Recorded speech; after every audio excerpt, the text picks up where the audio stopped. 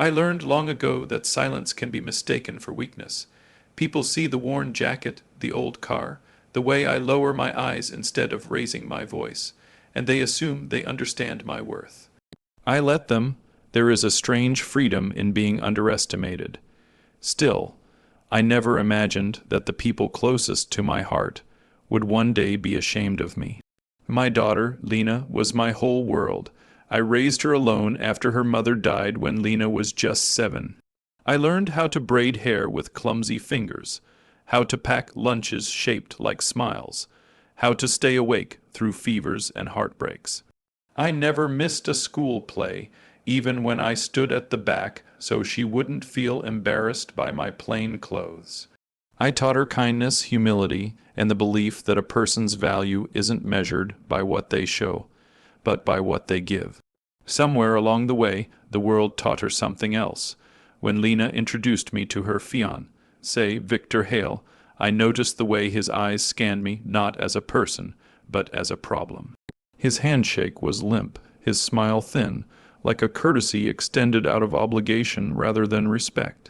He came from money, old money, the kind that announces itself with tailored suits and casual cruelty. His parents were the same, polite on the surface, dismissive underneath. I tried to tell myself it was nerves. New families can be awkward. Love, I believed, would soften sharp edges. I was wrong.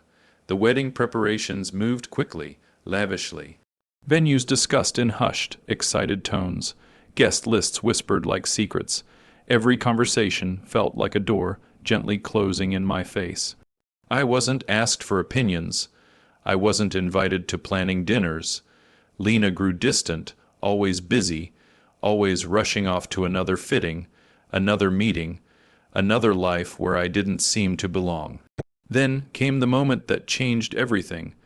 I had gone to deliver a small wooden jewelry box. I'd carved myself something simple, something from the hands that raised her. I arrived earlier than expected and stood outside the room where Victor and his parents were speaking. I hadn't meant to listen, but I heard my name. He can't come, Victor said flatly. There was laughter. Soft, cruel, it would ruin the image. His mother added, "What would people think?" Victor didn't hesitate. His words cut clean and sharp, like a blade that knew exactly where to strike. "Beggars have no place at our celebration." I stood frozen, the box heavy in my hands, my chest hollowing out with every breath. Beggar. The word echoed, louder than their laughter, louder than my heartbeat. I waited foolishly for someone to defend me. No one did. Later that evening, Lena confirmed it herself. Not with cruelty, but with something worse, indifference. "Dad," she said softly, avoiding my eyes, "it's better if you don't come. Victor's family, they have expectations. Expectations." I nodded. I even smiled. I told her I understood. Fathers are supposed to understand, aren't they? We're supposed to step back, make ourselves smaller, so our children can shine. That night I placed the wooden box back on my workbench. I sat alone in the quiet, surrounded by memories of scraped knees, bedtime stories, and promises I had kept without ever asking for recognition. They thought I was a beggar. They thought my value ended where my appearance did. As I turned off the light, one truth settled calmly in my chest, steady as stone. They mistook my silence for weakness. There are secrets that weigh on you like chains, and others that feel like armor. Mine was the latter. After Lena told me I wasn't welcome at her wedding, I didn't sleep. I sat at the small kitchen table, the same one where she once spilled juice while doing homework, where I had taught her how to count coins and dreams at the same time. The house was modest, deliberately so. Every scratch on the floor, every faded curtain had a story. People saw simplicity. They never questioned why.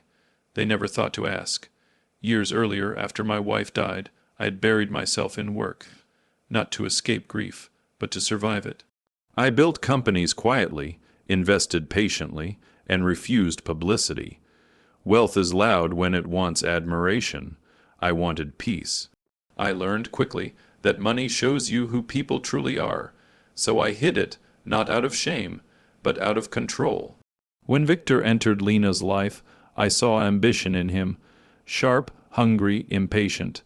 He spoke of success as if it were owed to him, not earned. Still, for Lena's sake, I helped silently, always silently, the seed money that launched his brilliant business idea. Mine, the introductions to investors who suddenly took his calls. Mine, the luxury apartment he bragged about providing. Mine signed under a trust he never traced back to me. And the wedding, every flower, every chandelier, every gold, embossed invitation paid for by a gift no one knew existed.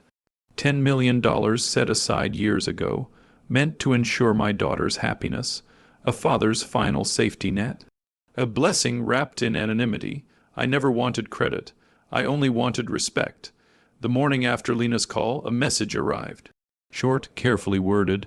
Asterisk Dad, Victor and I agree it's best this way. Please understand. Asterisk I read it once. Then again, the finality of it pressed harder than the insult itself. This wasn't just Victor's cruelty anymore. This was her choice. I stood, walked into my study, and opened the safe hidden behind an unremarkable painting. Inside were documents that carried my real name, my real life, accounts, contracts, signatures that held more power than Victor could imagine. My hand didn't shake. I made the calls calmly, professionally. I withdrew funding. I canceled reservations. I voided guarantees. I reclaimed what was never truly theirs to begin with. No drama, no threats, just quiet precision. By noon, the machinery had already begun to stall. I sent no announcement. I offered no explanation.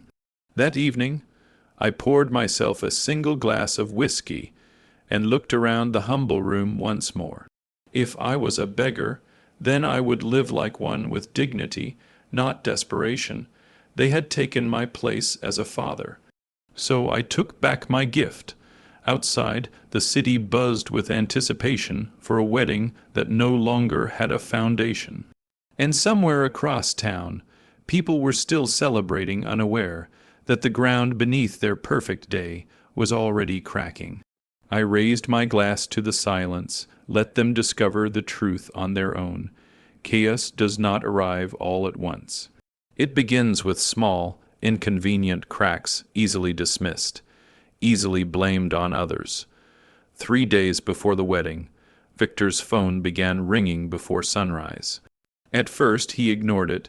Successful men, he liked to say, were always in demand, but when the calls didn't stop, irritation turned to alarm. The venue manager sounded apologetic, something about unresolved financial guarantees. The florist followed, confused and hesitant. Then the catering company. Each conversation ended the same way, with Victor's voice rising, his patience thinning, his confidence slipping. By noon, the wedding planner arrived at their apartment in tears. Half the contracts have been frozen, she said. Someone pulled out. Victor laughed then, loudly, sharply. That's impossible, he snapped. Everything's paid for, but when he demanded proof, silence answered him. Documents disappeared, payments reversed. Names he didn't recognize suddenly appeared on every agreement, names tied to entities that no longer existed for him. By evening, panic had replaced arrogance. Lena called me, her voice shook.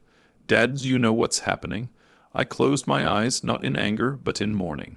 I know exactly what's happening, I said gently. Did you? She stopped herself. Victor says there's been some kind of mistake. A mistake. That was always the word people used when consequences arrived. The truth surfaced the next morning, merciless and complete. Victor's father discovered it first, after demanding answers from lawyers who were no longer polite. Every major financial thread led back to a single source. One benefactor, one signature, mine. The revelation hit their family like a public scandal. The beggar wasn't poor. He was powerful, more powerful than they had ever been, because he had chosen invisibility over validation. Victor came to my door that night. He didn't knock at first. He stood there, breathing heavily as if preparing for battle. When he finally knocked, it was with desperation, not authority. I made a mistake, he said the moment I opened the door. His suit was wrinkled, his confidence gone. We can fix this. I studied him quietly. This was the man who had erased me from my daughter's life with a sentence. You already fixed it, I replied, just not the way you wanted. He swallowed hard. We were under pressure. Appearances matter. So does character, I said. Behind him, Lena waited in the car. She didn't step out. Shame keeps people seated. The wedding was officially canceled the following morning. News traveled fast among people who cared about image. Invitations were quietly withdrawn. Guests whispered. Social media went silent. What had been destined to be the wedding of the year became an unspoken embarrassment. I never attended the ceremony. There was none to attend. That afternoon, I received one final message from Victor. Asterisk, please, we can talk. Asterisk, I didn't respond because the truth no longer needed words. The day after the canceled wedding, the world seemed quieter. Not because anything had changed, but because some illusions had finally shattered. Lena came to see me that morning. She didn't knock, she didn't ring the bell. She simply opened the door and stepped inside, her eyes wide with a mixture of fear, guilt, and something I hadn't seen in years, humility. Dad, she whispered, her voice cracked. I didn't know, I didn't realize. I gestured toward the old armchair by the fireplace. Sit, I said calmly. My voice was steady, unshaken, even as my heart swelled with conflicting emotions. Pride, sorrow, and a strange relief. She sat, folding her hands in her lap like a child again. The lines of arrogance that Victor had wrapped around her in his influence were gone. Only the girl I had raised remained, raw and exposed. I should have defended you, she said finally, tears spilling down her cheeks. I was selfish, and I let him, and them hurt you. I held up my hand. You didn't defend me, but that's not your fault. You were misled by what you thought was love. I forgive you for that. She looked up at me, confusion and desperation mingling in her gaze. But Victor, I thought he loved me. I shook my head slowly. Love isn't silence when someone disrespects your family. Love isn't pretending poverty when there's wealth. Love doesn't erase dignity. What you mistook for love was control and fear. That is not the same thing. She sank into herself, shivering slightly, as if finally feeling the weight of reality. What do I do now? I smiled faintly, not with triumph, but with something gentler, clarity. You live, you rebuild. You start with honesty, humility, and respect. And you remember that respect is never demanded. It is earned. Her lips quivered. Will you ever forgive him? I considered the question for a long moment. I don't forgive cruelty, but I do release anger. Anger serves only those who are cruel. I will not be their servant. Then I reached into my desk drawer and pulled out a small, unassuming envelope. Inside was not money, not jewels, not promises. It's a gift, I said, but not the kind you're used to. It's a map to yourself, a guide to start over without shortcuts, without deception. It's hard work, honesty, and courage. Everything Victor cannot give you. She took the envelope with trembling hands. I don't deserve this. You do, I said quietly. You just don't yet understand. The lesson was simple, though it took years to live fully. Power without respect is hollow. Love without integrity is empty. And a father's love, real, unwavering, quiet, is the strongest gift of all. I walked her to the door. Outside, the world waited, bright and indifferent. Victor was gone, his arrogance dissolved, his empire of lies crumbling. Lena would have to live with that. I didn't stop her from leaving. She needed to stumble, to rise, to find the truth on her own. And as I closed the door behind her, I finally felt the freedom of silence, not one that hides weakness, but one that protects it. I didn't cancel the wedding. I canceled the lie, and in that truth I gave my last, greatest gift.